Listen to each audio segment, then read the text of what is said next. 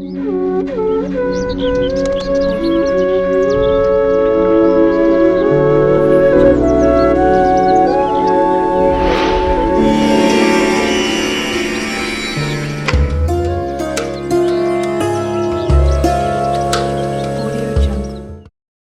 ఇల్లైనా సుఖ సంతోషాలతో సిరి సంపదలతో తూలతూగాలి అంటే మహాలక్ష్మి యొక్క అనుగ్రహం ఆ ఇంటిపై ఉండాలి.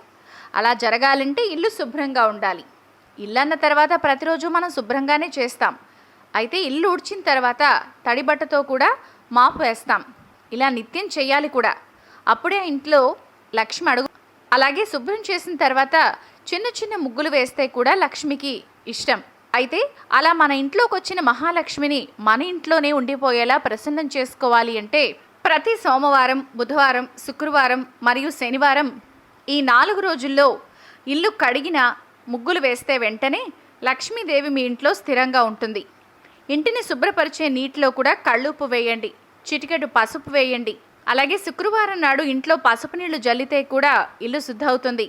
బయట నుండి నెగిటివ్ ఎనర్జీ ఇంట్లోకి రాకుండా ఉంటుంది. పసుపు నీటితో ఇంటి నలుమూలలా చేస్తే కూడా మంచిది. లక్ష్మీదేవి మన ఇంట్లో స్థిరంగా ఉండాలి అంటే సోమ, శుక్ర, బుధ మరియు శనివారాల్లో ఖచ్చితంగా కడిగిన వెంటనే శుద్ధతో ముగ్గులు వేయడం మంచిది.